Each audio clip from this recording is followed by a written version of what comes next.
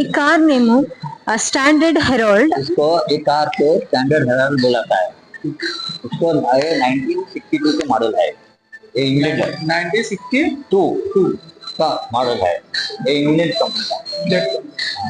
ये हमारा यजमान है ना, ये कंपनी ये इसका कार कंपनी यजमान धर्माधिकारी है।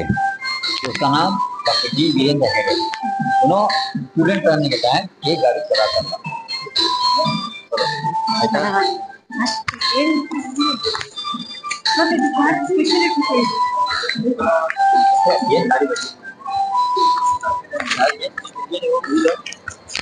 ಇದು ವೀಲ್ ಫಸ್ಟ್ अर्लियर स्टेज ಅಲ್ಲಿ ಈಗ ಯೂಸ್ ಮಾಡಿದ್ದು ವೀಲ್ अर्लियर स्टेज ಅಲ್ಲಿ ಆಗಿನ ಕಾಲದಲ್ಲಿ पहला पहला जमाना में ये बाद में ऐसा हो गया।